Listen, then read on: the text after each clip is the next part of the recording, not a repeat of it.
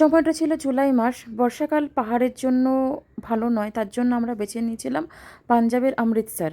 অমৃতসর কলকাতা থেকে সকাল 12টায় ছাড়ে, পরের দিন বিকেল 5টা নাগাদ পৌঁছয়। অমৃতসরে নেমে আমরা প্রথম দিন গেছিলাম গোল্ডেন টেম্পল ভিজিট করতে।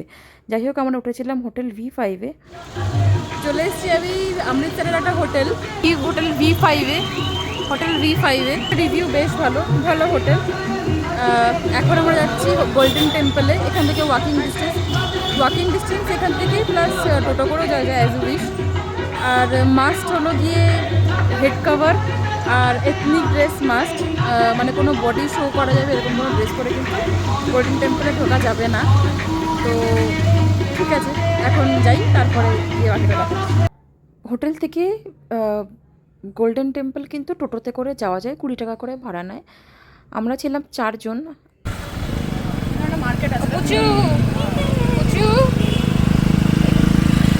দেখিয়ে। এটা রাই আর এটা অনুজিৎ দা আর অনেক, আমরা 4 জন বেরিয়ে পড়েছিলাম গোল্ডেন টেম্পলের উদ্দেশ্যে। আমরা ফার্স্ট দিন ভিজিট করেছিলাম গোল্ডেন টেম্পল। এরপরে আরও আমাদের ভিজিট আছে জালিয়ানওয়ালাবাগ আর ওয়াঘা বর্ডার, সেটা আমরা পরের ভিডিওতে দেখাবো। গোল্ডেন টেম্পল মার্কেটের বাইরে টোটো নামিয়ে দেয়, টোটো মার্কেটের ভেতরে ঢোকে না। টোটো নামানোর পর থেকে মোটামুটি 15 থেকে 20 মিনিটের হাঁটা পথ আছে গোল্ডেন টেম্পল অবধি পৌঁছানোর জন্য।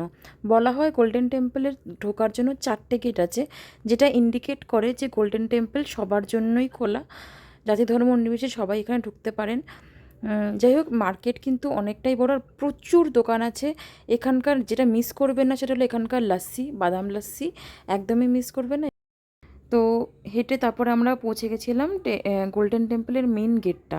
এটা হলো মেন গেট। এর ভিতরে এই গেটের ওই পারে আছে গোল্ডেন টেম্পল। এখানে কিন্তু বাইরে জুতো রাখার জায়গা আছে, ব্যাগ রাখার জায়গা আছে, একদমই ফ্রি অফ কস্টে। এই যেটা হলো গোল্ডেন টেম্পলের ভিতরে ঢোকার মুখ। এখানে কিন্তু ভিতরে ঢুকে আমি আর ক্যামেরাটা অন করে রাখতে পারিনি, কারণ ভিতরে ক্যামেরা কিন্তু অ্যালাউড না।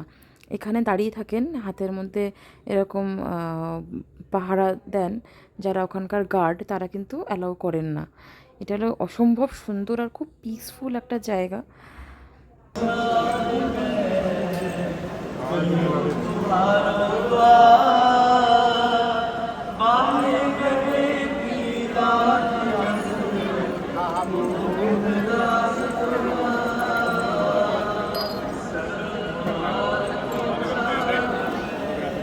গোল্ডেন টেম্পলের বাইরে এরকম শপ আছে যেখানে তরোয়াল এবং আরও অনেক জিনিস পাওয়া যায়, ঘুরতে পারেন।